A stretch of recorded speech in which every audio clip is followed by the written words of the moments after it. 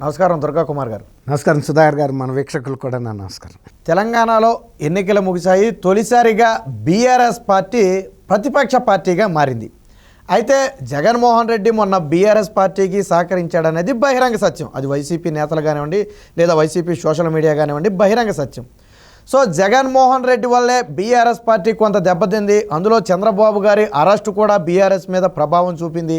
వీటన్నిటికీ జగన్మోహన్ రెడ్డినే కారణమని చెప్పి ఇప్పుడు బీఆర్ఎస్కు చెందిన కేటీఆర్ కానివ్వండి, కేసీఆర్ కానివ్వండి, జగన్ మీద ఆగ్రహంతో ఉన్నట్టుగా ఒక వార్త అయితే హల్చల్ చేస్తుంది. సో అది అందులో ఏమైనా నిజం ఉందంటారా? 100కి 200% ఉందండి. ఇంకా అందులో సందేహం అక్కర్లా. ఆయన 2019 ఎలక్షన్ అప్పుడు కూడా ఆంధ్రప్రదేశ్లో జగన్మోహన్ రెడ్డి గెలవటానికి బీఆర్ఎస్ పార్టీ వాళ్ళకి సొంత గెలుపు కన్నా కూడా ఎక్కువ కృషి చేశారండి. అంటే చేయకూడని పనులు కూడా చేశారు. అంటే అవి తాత్కాలికంగా జగన్మోహన్ రెడ్డికి అవి ప్రయోజనం చేసినాయి, కానీ దీర్ఘకాలంలో బీఆర్ఎస్కి చాలా తీవ్రమైన దెబ్బలు తగిలినాయి. ఇవాళ పరాజయానికి కారణం ఈ జగన్మోహన్ రెడ్డి గారు లాంటి అంటే దుందుడుకు వ్యక్తికి మనం చేసిన సహాయమే మనకి ఈ రకమైన శాపంగా మారిందని ఇవాళ బీఆర్ఎస్లో ఉన్న ప్రతి కార్యకర్త, ప్రతి నాయకుడు బాధపడుతున్నాడు. ముఖ్యంగా కేసీఆర్ గారి కుటుంబ సభ్యులు మరింత బాధపడుతున్నారు. ఎందుకంటే ఎక్కువ పూసుకుంది రాసుకుంది వాళ్ళే. అసలు ఆంధ్రప్రదేశ్కి చెందిన పారిశ్రామికవేత్తలు కానీ, వ్యాపారవేత్తలను కానీ, లేకపోతే ఇన్ఫ్లుయెన్సర్స్ని కానీ చాలా ఒత్తిడి తీసుకొచ్చి కిందసారి జగన్మోహన్ రెడ్డికి 2014లో వచ్చిన పరాజయం రాకూడదు, ఎట్టి పరిస్థితుల్లోనూ జగన్మోహన్ రెడ్డి గెలవాలి అని వాళ్ళు చేయకూడని పనులు కూడా చేసి గెలిపించారండి. గెలిపించినందుకు వీళ్ళకి ఏదైనా ప్రయోజనం జరిగిందా అంటే వీళ్ళకి ఈ ఓటమికి ఆయన ఇచ్చిన రిటర్న్ గిఫ్ట్గా అనుకుంటున్నారు వాళ్ళు. మనం చేసిన పనికి వచ్చిన రిటర్న్ గిఫ్ట్ చంద్రబాబు నాయుడు గారి నుంచి రాలేదు, జగన్మోహన్ రెడ్డి నుంచి వచ్చింది అనేది అంత తీవ్రంగా ఎఫెక్ట్ చూపించిందండి. అది ఎట్లా చూపించిందంటే జగన్మోహన్ రెడ్డి గారు ఈ చంద్రబాబు నాయుడు గారిని జస్ట్ తెలంగాణ ఎన్నికలకు ముందుగా అరెస్ట్ చేయటం అనేది ఎంత అనాలోచితమైన చర్య ఆయనకి తెలియలేదు ముందు. తర్వాత బీఆర్ఎస్ కూడా తెలియటానికి ఒక అరెస్ట్ అయిన ఒక 3-4 రోజులు పట్టింది. అదే ఎంత ప్రభావం ఉంటుందో అనుకోలే వీళ్ళు అనుకోలే, ఆయనైతే అసలు అనుకోలే. కానీ ఈ ప్రభావం ముందు ఆయనకన్నా కూడా ఎఫెక్ట్ ఇక్కడ బాగా కొట్టింది. అవును, ఎలక్షన్ దగ్గర ఉంటాం. ఇప్పుడు కొట్టబోయే తర్వాత వాళ్ళకి ఫస్ట్ ఎఫెక్ట్ వీళ్ళు పడ్డారు. అది ఊహించని రీతిలో ఇక్కడ తెలుగుదేశం అభిమానులకు కానీ, చంద్రబాబు నాయుడు గారి వ్యక్తిగత అభిమానులకు కానీ, సానుభూతి పరులకు కానీ ఆయనంటే ఉండే ఒక అడ్మిరేషన్ ఉన్న వాళ్ళు ఉన్నారు. ఆయన ఒక గుడ్ అడ్మినిస్ట్రేటర్ అని. అట్లాంటి ఒక మంచి ఆయన మీద ఉన్న భావన కలిగిన వాళ్ళకి ఆయన అరెస్ట్ అనేది ఆశానిపాతంలాగా జరిగింది. అంత పెద్ద వ్యక్తిని ఈ రకంగా ఒక నిబంధనలు నియమాలు కూడా పాటించకుండా అక్రమంగా అరెస్ట్ చేసి 52 రోజుల పాటు రాజమండ్రి కేంద్ర కారాగారంలో కనీస వసతులు కూడా ఇవ్వకుండా బెయిల్కి ప్రతిసారి సిఐడి వాళ్ళు వెళ్ళి అడ్డుపట్టడం అనేక సమంజసమైన కారణాలు కూడా కాదు, సిల్లీ కారణాలు చెప్పి గౌరవ న్యాయస్థానాలని ఇన్ఫ్లుయెన్స్ చేయటం అనేది చాలా బాధపడ్డారు. ఆ టైంలో ఇక్కడ వచ్చిన వ్యతిరేకతని వీళ్ళు అంచనా వేయలేకపోయారు. బీఆర్ఎస్ కూడా ఏమనుకున్నారంటే అది ఆ రాష్ట్రంలో జరిగిన అరెస్ట్ కాబట్టి అది ఆ రాష్ట్రానికి పరిమితం అవుతుంది, మనకేంటని కేటీఆర్ గారు కూడా కొంచెం దాన్ని లైట్గా తీసుకుని ఆ విధమైన వ్యాఖ్యానం చేసిన తర్వాత ఒక్కసారిగా పెట్రోల్ పోసి అంటించినట్టుగా ఈ భావోద్వేగం బయటపడింది. పడేటప్పటికి ఆయన ఏం చేయాలనేది ఇక తెలియలా. అంటే ఈ నష్ట నివారణ చేయాలి, ఎట్లా చేయాలని. అదే కేంద్రంలో ఉన్న అమిత్ షా గారన్నా నష్ట నివారణకి వెంటనే లోకేష్ గారిని పిలిపించుకుని దానికి తగ్గట్టు చెప్పాడు. ఈయనేం చెప్పాడు, లోకేష్ గారు ఐటీకి సంబంధించిన ఆయన ఐటీ మంత్రి కదా అక్కడ గతంలో ఐటీ మంత్రిగా ఇక్కడ ఐటీ వాళ్ళతో ఉన్న సంబంధాల దృష్ట్యా చెప్పాడు ఐటీ వాళ్ళు టోకెన్ ఆఫ్ ఇది చేస్తారు నిరసన అని. అంటే ఈయన నిరసన చేయడానికి లేదు, ఏం లేదు, అసలు అలౌ చేసే ప్రశ్న లేదని అది బయటకు కూడా చెప్పాడు. లోకేష్ నాకు ఫోన్ చేశాడు అయినా కూడా నేను ఒప్పుకోలేదు అని. అది ఇంకా డ్యామేజ్ అయింది. అంటే లోకేష్ లాంటి వ్యక్తి అడిగితే కూడా మర్యాదపూర్వకంగా అన్నా కూడా టోకెన్గా చేసుకోండి మాకేం అభ్యంతరం లేదా అనకుండా నేను అది కూడా నిర్ద్వందంగా తోసిపుచ్చాను, మేము కఠినంగా వ్యవహరిస్తాము అది ఇది అనేటప్పటికీ తర్వాత చంద్రబాబు నాయుడు గారి అరెస్ట్ను కూడా తక్కువ హేళనగా మీకు ఇక్కడేం పని మీరు వెళ్ళి చేసుకుంటే రాజమండ్రిలో చేసుకోండి, వైజాగ్లో చేసుకోండి అని అంటాం. ఇక్కడ ఐటీ అభివృద్ధిలో కీలకమైన వ్యక్తే చంద్రబాబు నాయుడు గారు, ఆద్యుడు. అది అందరికీ తెలుసు. ప్రైవేట్గా అడిగితే ఆయన కూడా ఒప్పుకుంటారు, కేటీఆర్ గారు.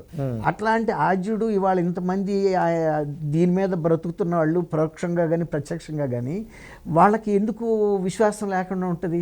ఒక తండ్రి లాంటి వ్యక్తి ఐటీకి, అటువంటి వ్యక్తిని అరెస్ట్ చేసినప్పుడు వాళ్ళు చదువుకున్న వాళ్ళు, జ్ఞానం ఉండేవాళ్ళు, ప్రపంచం అంతా తిరిగిన వాళ్ళు, ప్రపంచంలో ఇతర దేశాలకు తమ సేవలను అందిస్తున్న వాళ్ళు, వాళ్ళకి కనీసం సంఘీభావం తెలియజేయకుండా ఎట్లా ఉంటారు? సంస్కారం ఉండి ఆ సంఘీభావం కూడా తెలియజేయనందుకు వాళ్ళు చాలా బాధపడ్డారు. అది ఇండైరెక్ట్గా డిపెండ్ అయిన వాళ్ళు కానీ పేరెంట్స్లో కానీ చాలా తీవ్రమైన ప్రభావం చూపించింది. అది వీళ్ళు గుర్తించేటప్పటికి జరగాల్సిన నష్టం జరిగిపోయింది. ఆ తర్వాత ఆయన ఆయన పేరు ఏంటంటే ఆయన ప్రశాంత్ కిషోర్ గారు కూడా ఒక సందర్భంలో ఇక్కడికి వచ్చి మళ్ళీ వాళ్ళ టీంతో ప్రైవేట్గా అసెస్మెంట్ చేయించుకుని ఆయన మీరు చేయాల్సిన కొన్ని తప్పులు చేశారు, చేయకూడని తప్పులు, అందులో చంద్రబాబు నాయుడు గారు అరెస్ట్ విషయంలో మీరు ఆ విధంగా వ్యాఖ్యానించడం అనేది గట్టి దెబ్బతింది.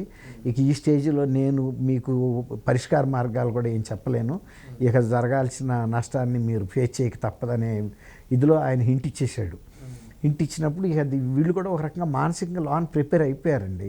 అప్పటికే వాళ్ళకి అర్థమైపోయింది. అందుకే ఎప్పుడు అనని కేసీఆర్ గారు మీరు ఇష్టమై గెలిపిస్తే నేను ప్రజాసేవ చేస్తాను, లేకపోతే ఫామ్ హౌస్కి వెళ్ళి విశ్రాంతి తీసుకుంటానని గత 10 ఏళ్ళలో ఆయన ఎప్పుడు అనలా.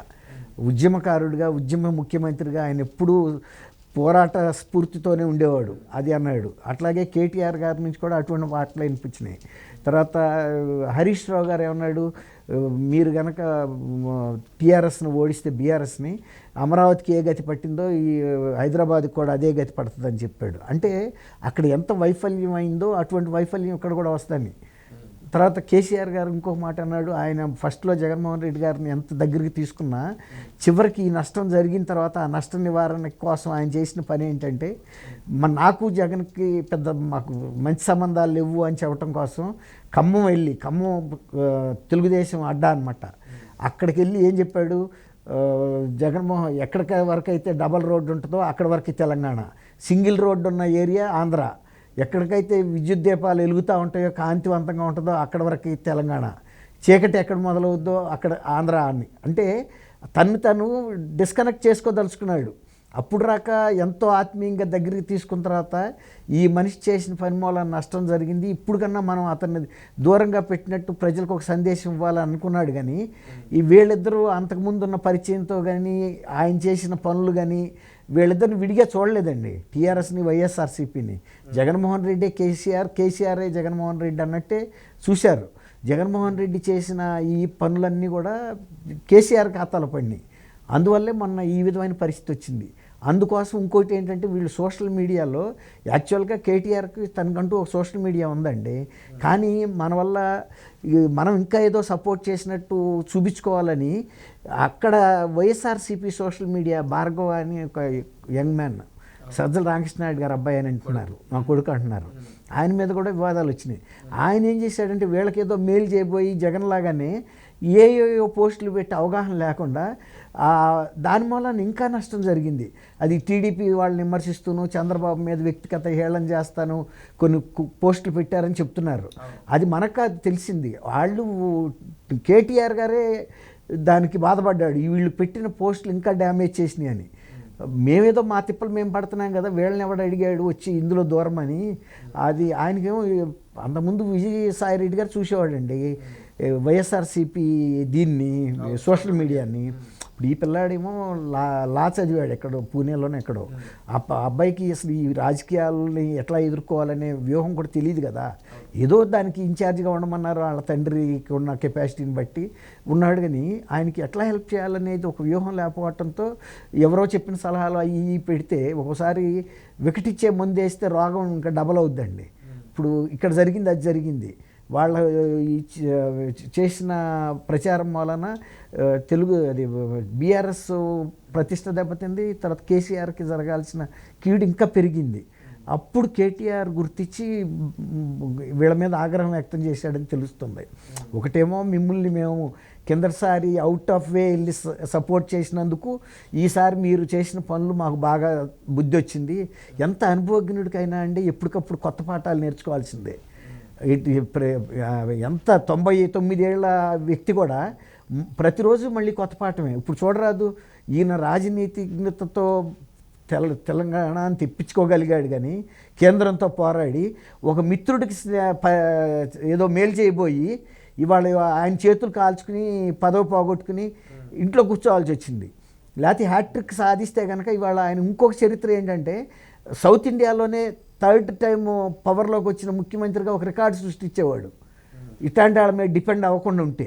ఇప్పుడు వీళ్ళు చేసిన డ్యామేజ్ చంద్రబాబు విషయంలో కానీ ఆ చివరిలో నాగార్జున సాగర్కి తీసుకొచ్చి వాళ్ళతో వీరంగం వేయించడం పోలీసులతో, అది ఏం మేలు చేస్తుంది సుధాకర్ గారు? జరగాల్సిన డ్యామేజ్ అంతా జరిగి ఇప్పుడు హార్ట్ అటాక్ వచ్చి మనిషి ప్రాణమే పోయిన తర్వాత ఎంత నువ్వు హాస్పిటల్కి వేసుకెళ్ళినా వాళ్ళు దే డిక్లేర్ డెడ్, అంతే కదా, ప్రాణం అయితే పోయలేరు కదండి. అట్లా ఉంది. వీళ్ళు చేయాల్సిన డ్యామేజ్ అంతా చేసి చివరికి నాగార్జున సాగర్తోనన్నా ఏదన్నా భావోద్రేకాలు రెచ్చగొడతానికి చూసినట్టు ఎన్నికల రోజు అది ఇంకొక అబాస్పాలయ్యే కార్యక్రమం అయింది. ఇప్పుడు తెలంగాణ ప్రజలు గుర్తించారు, అటు ఆంధ్ర ప్రజలు కూడా గుర్తించారు. ఎప్పుడు లేనిది ఇవాళే గుర్తొచ్చిందా ఈయనకి ఎన్నికల రోజే అక్కడ గేట్లు ఎత్తాలని. ఇవి కొన్ని ఎట్లా ఉంటాయంటే సుధాకర్ గారు, అనుభవం లేని వాళ్ళతోనూ లేకపోతే పరిపక్వత లేని వాళ్ళతోనూ సావాసం చేస్తే ఆ ఫలితాలు ఎట్లా ఉంటుంది అనేది ఇది ఒక గుణపాఠం. జాతీయ స్థాయిలో కూడా రాజకీయ నాయకులకు కానీ ముఖ్యంగా టీఆర్ఎస్కి 10 గుణపాఠాలు లాంటిది ఇది. ఈ ఒక్క గుణపాఠం కాదండి, ఇది చాలా అంత డ్యామేజ్ జరిగింది. అయితే 2019లో జగన్మోహన్ రెడ్డికి మెయిల్ చేస్తే జగన్మోహన్ రెడ్డి మాత్రం 23లో వాళ్ళకి కీడు చేశారంటారు. కీడు మామూలు కీడు కాదు కదండి. ఇప్పుడు ఇవాళ వరకు టీఆర్ఎస్ ఎప్పుడన్నా కోల్పోయిన పరిస్థితి కానీ అట్లాంటి స్థితి కానీ వచ్చిందా? వాళ్ళ ప్రజల్లో ఎంత పరపతి పోగొట్టుకోవాల్సి వచ్చింది. ఆయన జాతి పితలాంటి వ్యక్తి 3వ సారి కూడా ఎలక్ట్ అయితే కూడా గర్వకారణంగా ఆయన సౌత్లో ఒక చరిత్రగా సృష్టించేవాడు. తర్వాత ఆయన ఇప్పుడు జగన్మోహన్ రెడ్డి గారితో పోలిస్తే పరిపాలన 1000 రెట్లు బాగుందని తెలంగాణ వాళ్ళు కూడా ఒప్పుకుంటున్నారు కదండి. 1000 రెట్లు బాగుందని చెబుతున్నారు వీళ్ళే. అయినా కూడా మార్పు కోరుకున్నారు. ఎందుకు? కొన్ని లోపాలు జరిగినాయి, అనవసరం 2 టర్మ్స్ పూర్తయింది. 3వ టర్ము తెలంగాణ ఇచ్చిన పార్టీగా కాంగ్రెస్ని అది స్వభావ సిద్ధంగా మార్పు అనేది ప్రజలు కోరతారండి. ఇప్పుడు మొన్న చంద్రబాబు నాయుడు గారు 5 ఏళ్లలో జరిగిన నష్టం ఏం లేదు, బ్రహ్మాండమైన పరిపాలన జరిగింది. కానీ అంతకన్నా కూడా మంచి హామీలు ఇచ్చాడు, పెద్ద హామీలు. ఇదేముంది, నేను ఇంతకన్నా బ్రహ్మాండమైన రాజధాని మన ప్రభుత్వం రానివ్వండి, ప్రజల ప్రభుత్వం రానివ్వండి అన్నాడు. అట్లా నమ్మారు. ఇది కూడా అప్పుడు ఆయనని నమ్ముకుని వీళ్ళు దెబ్బతిన్నారు. వీళ్ళ స్వభావ సిద్ధంగా వీళ్ళు కనుక ఎల్లుంటే ఇట్లాంటి క్రషింగ్ డిఫీట్ ఎదుర్కోవాల్సిన పరిస్థితి ఉండేది కాదనే నేను భావిస్తున్నాను.